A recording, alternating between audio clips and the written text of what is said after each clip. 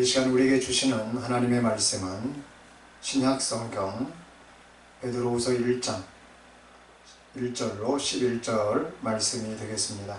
이제 하나님의 말씀을 받들어 제가 봉독할 때에 오늘 우리 각자에게 주시는 하나님의 음성을 들으시기를 바랍니다.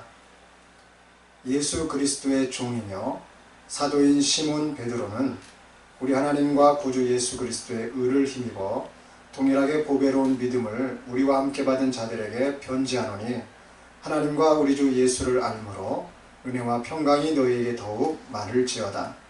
그의 신기한 능력으로 생명과 경건에 속한 모든 것을 우리에게 주셨으니 이는 자기의 영광과 덕으로서 우리를 부르신 이를 알므로 말미암음이라.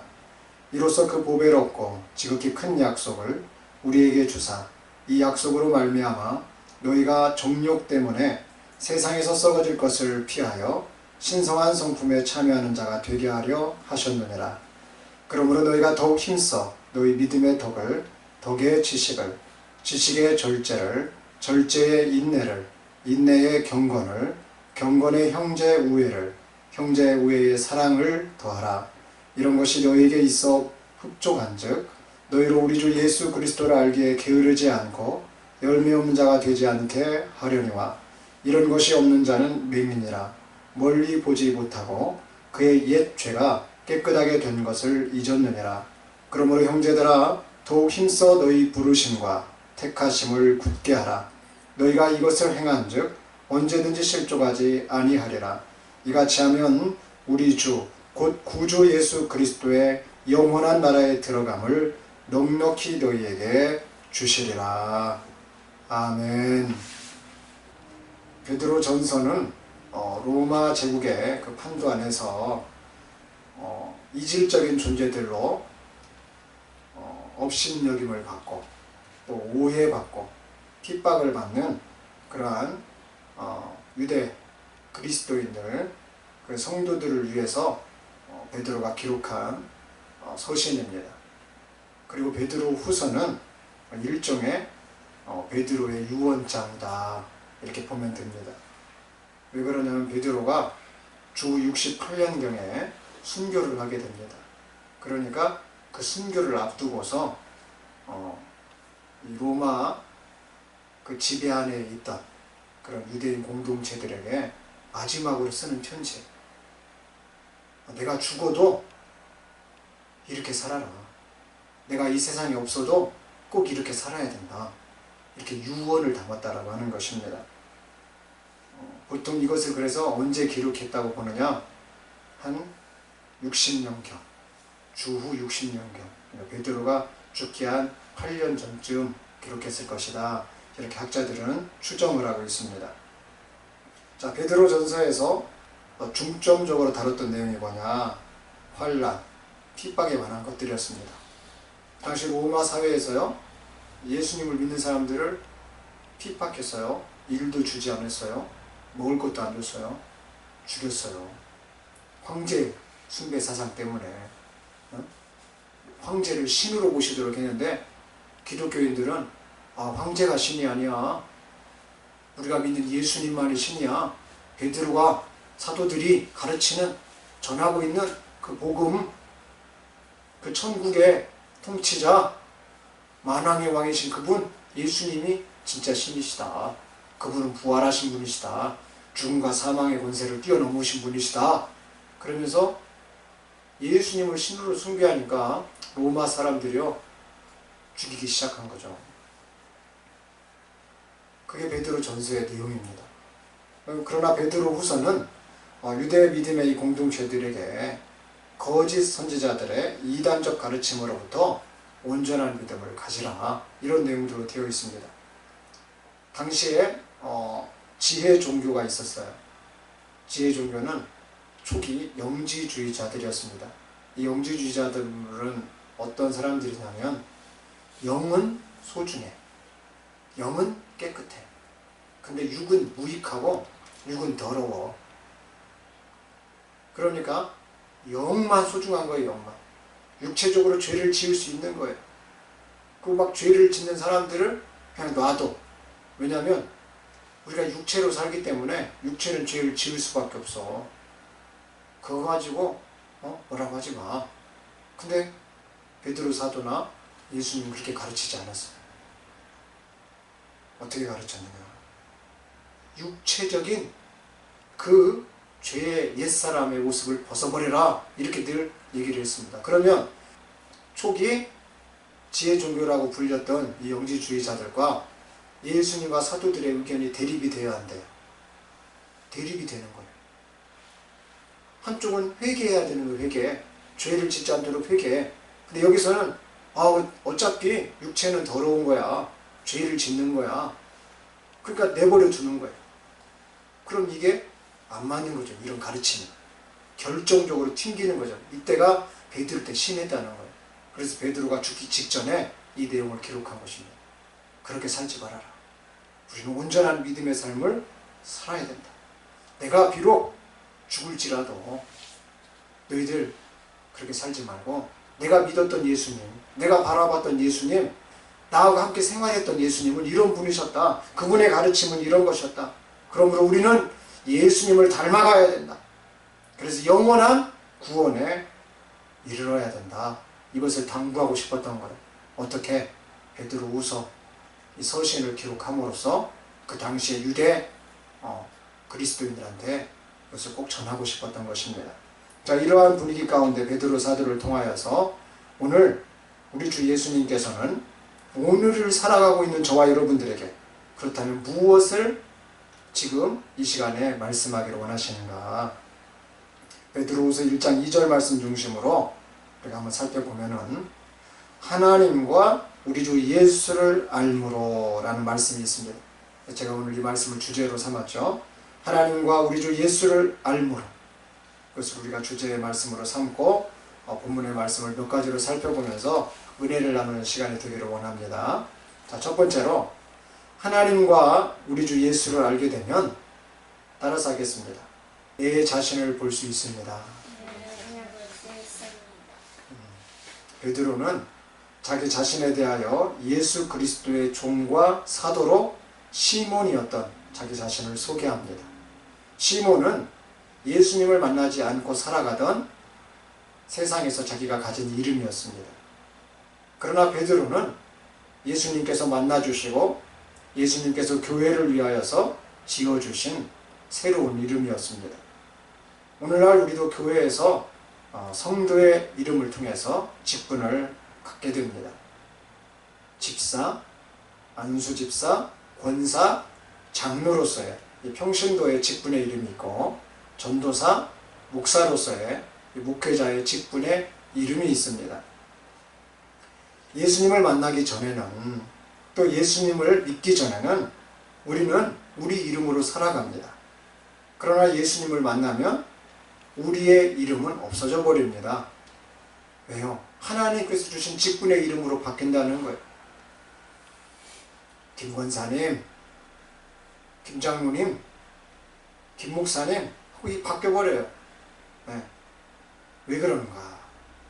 예수님이 원하시는 바로 교회적이고 하나님 나라적인 이름으로 살도록 우리 모습과 모든 삶이 바꿔져야 된다는 것입니다. 베드로전서 1장 14절로 16절에 베드로는 우리가 이렇게 직분자, 특별히 어떤 직분자? 거룩한 직분자로 살기를 원하면서 이렇게 기록을 하고 있습니다. 너희가 순종하는 자식처럼 전에 알지 못할 때에 따르던 너희 사욕을 본받지 말고 오직 너희를 부르신 거룩한 이처럼 너희도 모든 행실에 거룩한 자가 되라. 기록되었을 때 내가 거룩하니 너희도 거룩할지어다 하셨느니라. 여러분, 우리가 제 이름을 가지고 우리 이름을 가지고 세상에서 살면은 사회인이에요. 국가를 드높이면 우리는 국민이 되는 것입니다. 그렇죠? 그런데 우리가 예수님의 사람으로 살게 된다라고 했을 때 내가 장로인데 이렇게 살면 되겠는가? 내가 집사인데 이렇게 살면 되겠는가? 내가 권사인데 이렇게 살아서야 되겠는가? 내가 사모요 목사인데 이렇게 살아서야 되겠는가? 내가 예수를 믿는 사람인데 이렇게 살아서야 되겠는가? 바로 옛사람과 새사람을 구분한다는 거예요. 죄의 사람과 의의 사람을 구분한다는 거예요. 죽게 될 사람과 영원히 살 사람의 성질을 내가 구분한다는 것입니다. 또한 베드로는 종이었죠. 나아가 사도로서 보냄을 받은 자라고 말하고 있습니다. 이 말은 무슨 말이냐? 특별한 사명을 맡아 파송된 자라고 자기를 일컫고 있는 거예요. 일반적으로 종은 남의 뜻이나 명령에 따라서 움직이는 사람을 종이라고 합니다. 특별히 남의 집에서 대대로 천한 일을 도맡아가지고 하는 사람 취급을 당하지 않는 사람, 종입니다. 그러한 자신이 예수 그리스도의 종이 되었으며 사람의 종이 아니라는 거죠. 나아가 특별한 사명을 맡은 사도라 이렇게 말하고 있는 것입니다. 베드로의 그런 특별한 사명이 무엇일까요? 메시아로서 직접 자신을 부르고 교제하신 분. 하늘이 열려서 이는 내 사랑하는 아들이요 내 기뻐하는 자라 말씀하실 때 곁에서 들었던 그분. 하나님으로서 이 땅에 육신을 입고 오셔서 십자가를 지시고 죄와 사망을 면하시며 장사된 지 사흘 만에 무덤에서 부활하셔서 구원의 길을 이렇게 열어주신 분. 하늘에 구름을 타고 올라가시면서 그렇게 다시 오시겠다라고 말씀하신 그분. 하나님이신 주 예수 그리스도를 증거하는 것이 바로 베드로의 특별한 사명이었다고 하는 것입니다. 그래서 베드로 후서 1장 16절로 18절 우리가 읽진 않았습니다만은 그 다음 말씀에서 이렇게 베드로가 내가 받은 사명이 뭐냐? 나는 무엇을 그렇게 전하려고 지금 하는 거냐? 지금 이 얘기를 하고 있습니다. 우리 주 예수 그리스도의 능력과 강림하심을 너희에게 알게 한 것이 교묘히 만든 이야기를 따른 것이 아니요 우리는 그의 크신 위엄을 친히 본 자라. 지극히 큰 영광 중에서 이러한 소리가 그에게 나기를 이는 내 사랑하는 아들이요 내 기뻐하는 자라 하실 때에 그가 하나님 아버지께 존귀와 영광을 받으셨느니라. 이 소리는 우리가 그와 함께 거룩한 산에 있을 때에 하늘로부터 난 것을 들은 것이라. 베드로는요 이런 것을 다 체험했어요. 그러면서 뭐라고 말합니까? 이것은 누군가 교묘히 이야기를 꾸며서 만든 것이 아니라는 거예요. 실제로 내가 체험했던 예수님이라고 하는 사실입니다. 여러분 우리도 사명이 있어요. 내가 예수님을 체험하지 않으면 우리는 사명자가 될 수 없어요. 전할 수 있는 게 없어요. 내가 예수님을 만난 체험이 있어야 예수님을 전할 수 있는 겁니다. 오늘 저와 여러분들 거룩한 자로 살면서 세상의 종, 죄의 종이 아니라 예수님의 종으로 특별히 사도 베드로처럼 시몬에서 베드로로 이름이 바뀌듯이 우리가 예수 그리스도를 믿는 그러한 믿음의 사람들이 되어져서 예수님을 체험하고 예수님을 드러내고 예수님께 영광 돌릴 수 있는 예수님의 살아계심을 나타낼 수 있는 저 여러분들이 다 되실 수 있기를 우리 주 예수님의 이름으로 축복합니다. 아멘. 두 번째로 하나님과 우리 주 예수 그리스도를 알게 되면 신성한 성품에 참여하게 됩니다. 자, 따라서 하겠습니다. 신성한 성품에 참여하게 됩니다. 신성한 성품에 참여하게 됩니다. 베드로후서 1장 5절로 7절 말씀을 보시겠습니다. 그러므로 너희가 더욱 힘써 너희 믿음의 덕을, 덕의 지식을, 지식의 절제를, 절제의 인내를, 인내의 경건을, 경건의 형제 우애를, 형제 우애의 사랑을 더하라. 이것이 무엇이냐? 신의 성품이라는 거예요. 그리고 신의 성품은 이렇게 단계적으로 볼 수 있다는 것입니다. 자, 믿음. 여기서 기록된 믿음이 무엇인가? 진리에 대한 확신입니다. 즉 예수님이 하나님이시라는 이 진리, 이 확신을 우리가 가져야 합니다. 주님이 우리를 믿어주시듯이 우리도 주님을 믿을 수 있어야 합니다. 이것이 믿음이에요. 아, 주님이 나를 믿어주시네? 나도 주님을 믿어야 되겠다. 이게 믿음이라는 거예요. 이 믿음의 뭐를요? 이 믿음에서 이제 한 단계 올라가. 그럼 뭐냐? 덕이라는 거예요. 덕. 덕은 생각과 감정과 행동에 덕스러운 모습을 말합니다. 참 생각을 해도 덕스러워. 어쩜 그렇게 덕스러운 생각을 하는지 몰라. 참 감정도 그 사람의 감정은 참 덕스러워. 응? 행동 하나하나도 다 덕스러워요. 그래서 덕이 있는 사람은 겸손합니다. 덕이 있는 사람은 순결합니다. 또한 덕이 있는 사람은 매우 뛰어난 도덕성이 있는 모습을 볼 수 있습니다. 저도 참 미안하다는 말이 이렇게 쉽게 잘 안 될 때가 있어요. 여러분 어떠세요? 미안합니다. 죄송하게 되었습니다. 이게 쉽게 나와야 되는데, 제가 얼마 전에 차를 운전하고 가다가 어떤 학생이, 고등학생이 한 2학년 정도 돼 보이는 학생인데, 이 학생이 급하게 튀어나왔어요. 골목에서 빠른 속도로 급하게 튀어나왔는데 제가 차를 가다가 딱 멈췄어요. 근데 이 친구가 그냥 가는 게 아니라 죄송합니다 하고 딱 가는 거예요. 얼마나 내가 부끄러웠던지. 저도 차를 타고 가지만 이 골목길이 있으니까 한번 멈춰줘야 돼요. 근데 평상시에 그 골목길에서 아무도 안 나오거든. 그러니까 좀 속도감 있게 가는데, 이 자전거가, 학생이 타고 나오는 자전거가 제 시야에 딱 보이면서 제가 순식간에 잡았는데, 이 학생이 먼저 죄송합니다 이렇게 하는 거예요. 여러분, 죄송한 건 서로 죄송해야 되는 거예요. 급하게 타고 나간 그 학생도 문제지만은 저 역시도 뭐 그렇게 골목길이니까 제가 차를 그렇게 세게 몰진 않았지만, 그래도 차를 가다가도 너도 많이 놀랬구나, 아저씨도 미안하게 됐다, 이러면서 나도 갔어야 되는데, 그 친구가 바빴어요. 바빠. 죄송합니다 하고 또 금세 자전거 타고 확 가버리더라고. 근데 가고 난 다음에 나는 미안하다고 말을 못했잖아요. 괜히 나한테 막 부끄러움이 밀려오는 거예요. 네? 여러분, 우리 사람이 이래요. 믿음의 사람이라고 하면 이 믿음에다가 덕이 쌓여진다. 덕이. 생각과 감정과 행동에 있어서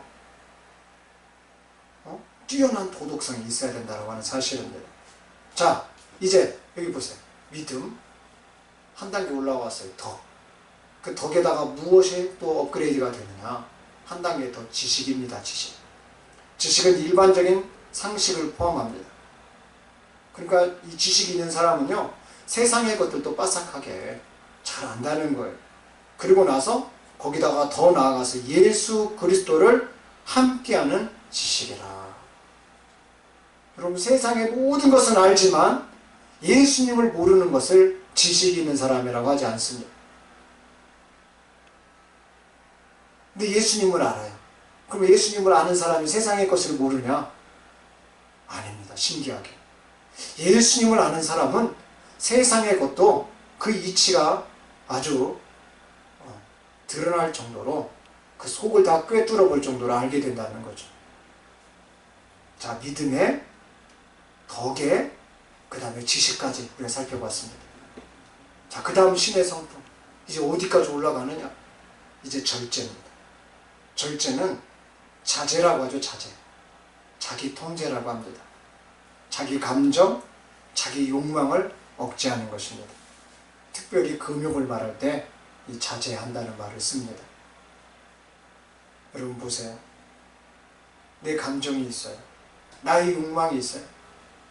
그러나 이것보다도 예수님이 원하시는 그러한 모습과 삶으로 바꿀 필요가 있다고 하는 것입니다.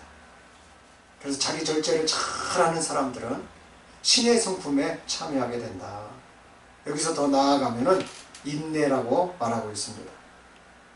믿음의 덕을, 덕의 지식을, 지식의 이렇게 절제를, 그 다음에 인내를. 인내는 참을성 있는 마음으로서 변치 않는 기다림을 말합니다. 마치 탕자가 집을 나갔어요.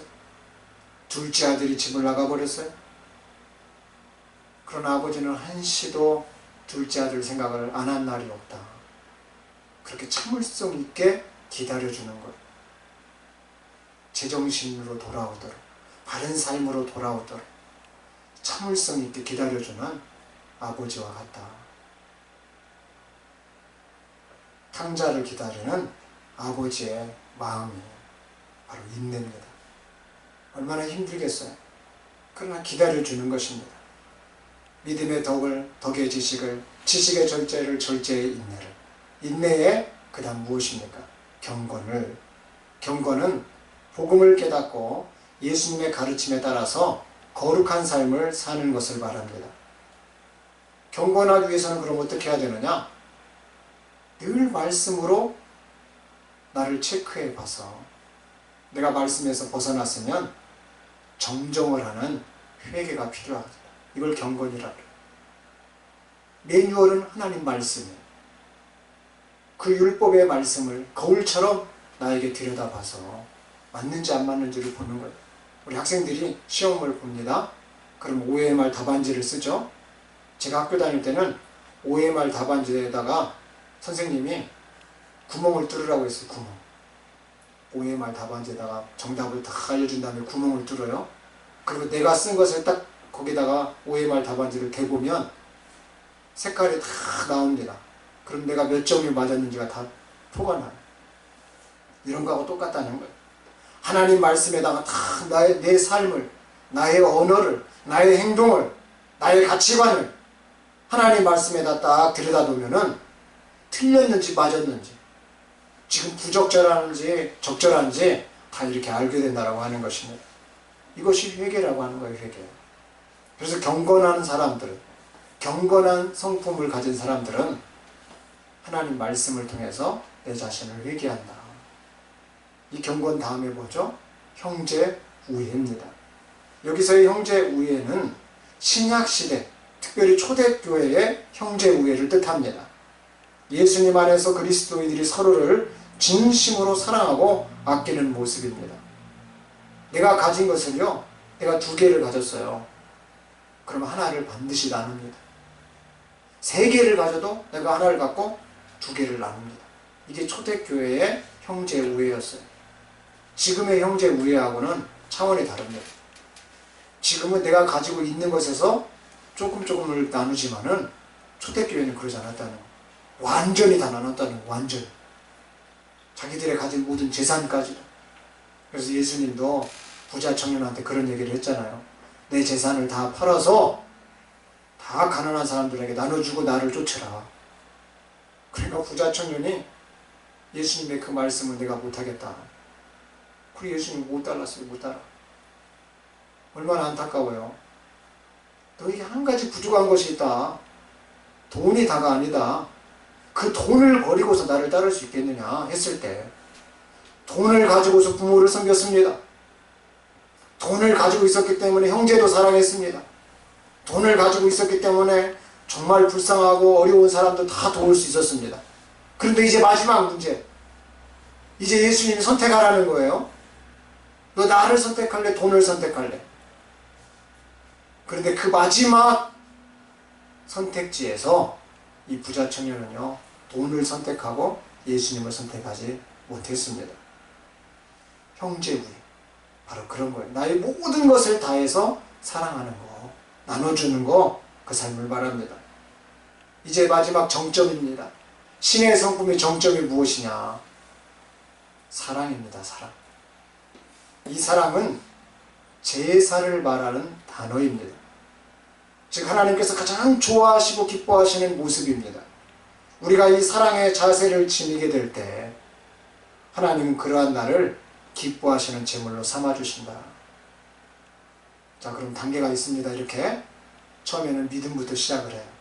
거기서 덕스러운 사람으로, 거기서 지식에까지 잘하는 사람으로, 그리고 조금 더 절제된 그런 사람으로, 나아가서 인내하는 그러한 탕자 아버지와 같은 그러한 마음으로, 그리고 하나님 말씀에다가 모든 것을 대입해 봐서 내 삶을 수정하고 고치고 바꾸는 회개로, 그리고 형제 우애로, 초대교회 같이 다 나의 모든 것까지도 주고 나눠줄 수 있는 그런 자세로 나아가서 사랑이 뭐예요? 제물이라는 거예요. 제물. 나를 드리는 거라는 거예요. 하나님이 이것을 받으신다는 거예요. 그래서 12사도들도 전부 다 순교했습니다. 자기 자신을, 자기 생명을 하나님을 사랑하는 데 다 드렸다는 거예요. 시편 69편 30절로 31절에 보면 다윗에게도 이러한 모습이 있었습니다.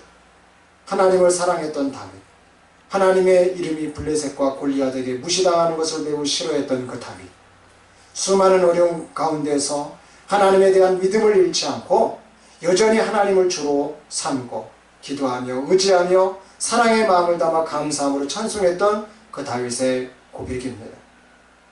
내가 노래로 하나님의 이름을 찬송하며 감사함으로 하나님을 위대하시다 하리니 이것이 소 곧 뿔과 굽이 있는 황소를 드림보다 여호와를 더욱 기쁘시게 함이 될 것이라. 하나님이 왜 다윗을 쓰셨는가? 왜 다윗을 축복하셨는가?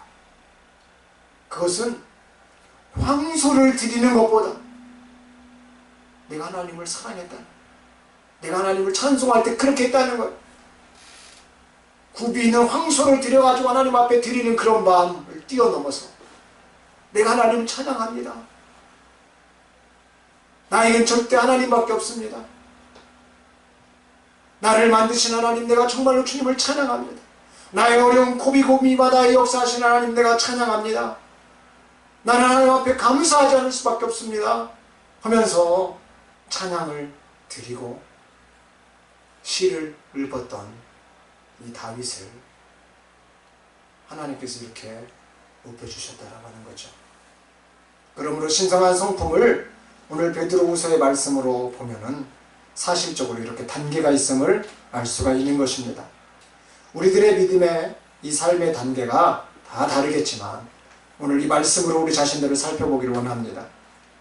시몬에서 베드로로, 종에서 사도로 주님이 주신 이름과 주님이 주신 특별한 사명으로 주님을 기쁘시게 하는 그런 제사적인 삶이 저와 여러분도 다 되실 수 있으시기를 우리 주 예수님의 이름으로 축복합니다. 아멘. 끝으로 하나님과 우리 주 예수 그리스도를 알게 되면 우리 주, 곧 구주 예수 그리스도의 영원한 나라에 들어감을 넉넉하게 얻게 됩니다. 자, 쉽게 따라서 이야기하겠습니다. 천국에 넉넉히 들어가게 됩니다. 천국에 넉넉히 들어가게 됩니다. 아멘이죠. 베드로서 1장 8절로 9절의 말씀을 먼저 보겠습니다. 이런 것이 너에게 있어 흡족한즉 너희로 우리 주 예수 그리스도를 알게 게으르지 않고 열매 없는 자가 되지 않게 하려니와 이런 것이 없는 자는 맹인이라 멀리 보지 못하고 그의 옛 죄가 깨끗하게 된 것을 잊었느니라. 무명하던 시몬이 주님 안에서 발견된 자로 베드로로 살게 됩니다. 내 인생에 그러한 하찮은 종과 같았던 그 삶에서 이제 하나님의 뜻을 이뤄가는 사도로서 직분이 바뀐 삶을 베드로는 살았습니다. 예수 그리스도를 알게 게으르지 않고 열매 없는 자가 되지 않게 하시려는 그 주님의 크신 계획 속에서 베드로는 이러한 모습으로 바뀔 수가 있었던 것입니다. 여러분, 이러한 삶이 우리에게 없다면, 이러한 삶이 만약에 베드로에게 없었다면 베드로는 맹인이었을 것입니다. 그래서 베드로가 이 얘기를 하는 거예요. 이러한 삶이 없다면 그는 맹인입니다. 맹인은 옛 죄가 깨끗하게 된 것을 믿는 사람입니다. 즉 하나님이신 우리 주 예수님을 모르면 맹인이라는 이야기예요. 죄가 깨끗하게 용서받은지도 모르고 다시 죄를 짓고 사는 그런 인생을 비유한 말입니다. 자, 너 죄 용서해 줄게. 주님이 이 죄는 용서해 주지 않았나 봐. 이렇게 살아간다는 거예요. 그 죄는 용서해 주셨어요. 근데 또 다시 내가 오늘 죄를 짓는 거죠. 그럼 그 죄를 씻으라고 하는 거예요. 맹인들은 보지 못하기 때문에 또 죄를 짓는다.